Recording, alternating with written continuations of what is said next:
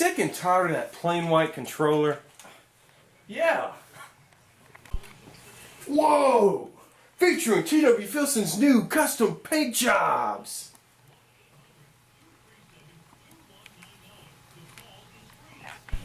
TWFilson here, and today I'm going to be teaching you guys how to customize your Xbox 360 controller.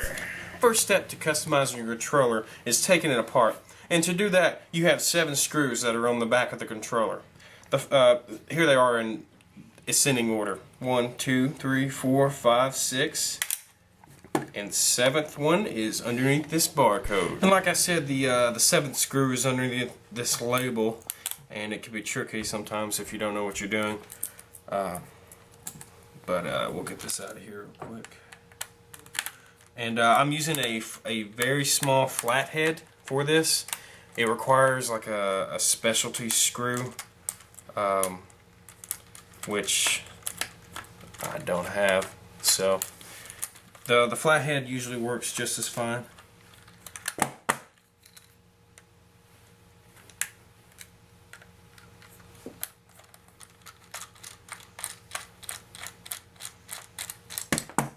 There we go.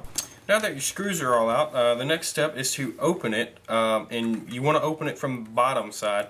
So you want to have both of your thumbs on each side of where it's going to open down the seam, and then just open it like that. And you want to be careful that you get the triggers to come through the hole like that. And the vibrators, they will hang down. Don't worry about that. You're not going to be messing with that very often. And you just lay it on its side, set it down, and we're ready for the next step. Okay, next step is getting the motherboard out of the back of the controller. And you want to be real careful and make sure you don't have any static on you, because if you do, you could shock the motherboard and kill it completely. So you just want to go ahead and pull that out. The vibrators will hang down, and you just want to set that off. And the right and left bumper will come off. That'll be a little side project. If you want to paint that, you can. It doesn't matter if you do or don't. Alright, and then the next step will be taking the buttons out. Alright, the next step is taking the buttons out. And for this, they have rubber guards. So what you're going to do is you just pull the rubber guards off. They have little notches that go around a loop. So you'll be good on those. You don't have to worry about putting those back on until you're through. But yeah, you just turn it over and all the buttons should pop out. The select, start, A, B, X, and Y, and the center Xbox button. And next step is going to be take out this, but we'll get to that in just a second. Alright, the next step, there are 2 little Phillip head screws that are inside the directional keypad, and those are pretty easy. Once you unscrew them and get the screws out, it should pop out like that, and the other piece usually just clicks right back on. And you can set this to the side if you're not going to paint it or customize it.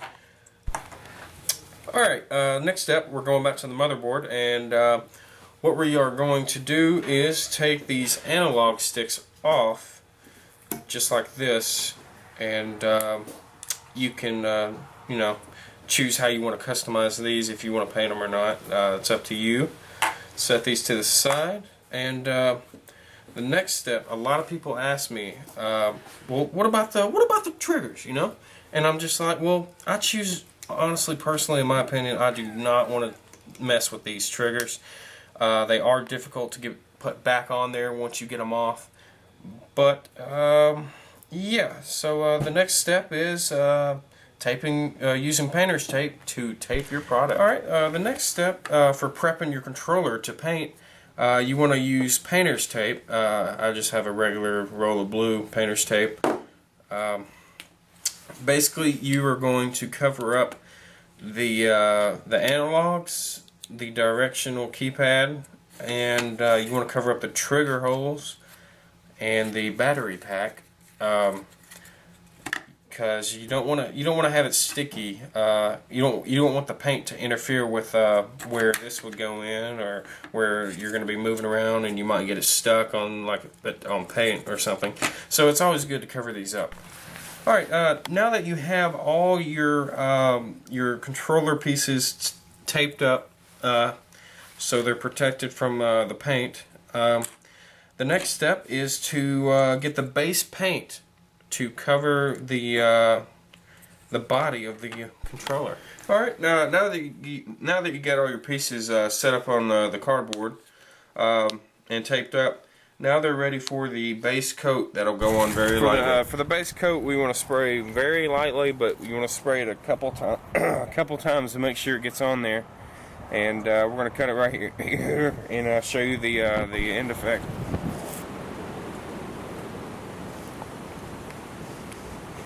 Alright, now that you've applied your base paint, now let's go inside and cut the stripes for the design, for the second layer of paint. Alright, now that we've got our paint tape stripped out, ready for cutting our designs, you want to use an extractor knife or an extractor knife blade, whichever you feel more comfortable with cutting. And the reason I'm wearing gloves is I don't want to get the grease from my fingers, because everybody's fingers has grease on them. You don't want to get the grease on the paint, because when you paint over, the paint will stick. So yeah, we'll cut some of these up and we'll show you the what it looks like after. Now that we got our designs cut out and ready for the controller to go on top of the first base coat, we'll put these on and then we will get ready for the second coat. Now that you have your the tape and your designs on the controller, and the first layer is dry, now it's time to hit the this front cover and wherever you put your design. It's time to hit that with the second coat. So we'll do that here in a second. Alright, once you got your second coat on over the designs, you're going to let that dry. And once that dries, we're going to pull off the designs and hit it with a clear coat. And then as you see over here, we hit the right bumper and the directional keypad and the bumpers, and we hit that with a polyacrylic clear coat. And what that's going to do is, once that dries, it's going to protect the paint so it doesn't get smudged or chipped along its lifespan, or whatever, however long you use it.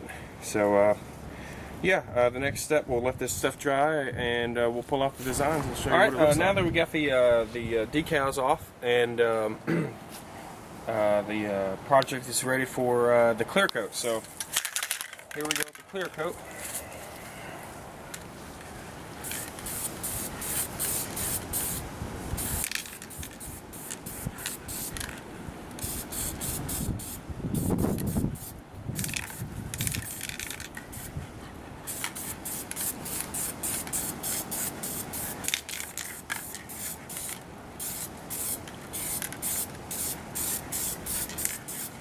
And we'll let this dry for about 2 hours, maybe an hour and a half, and we'll see how this turns out. Alright, now that we got the analog controllers and the right and left bumper and the bottom of the controller and the directional keypad sprayed with clear coat, and it's dry and it looks really nice. I'm really happy with how it came out.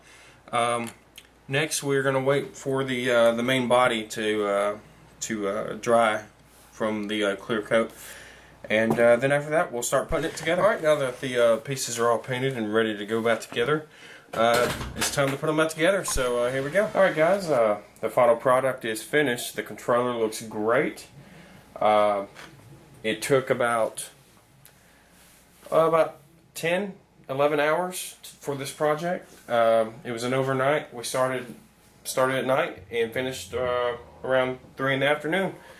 So yeah guys, just send your request if you want your controller done. Just talk to me on Facebook and I'll put a link in the drop box, or send me a private message on YouTube and I'll get back to you guys. Until then, see ya. Over and out.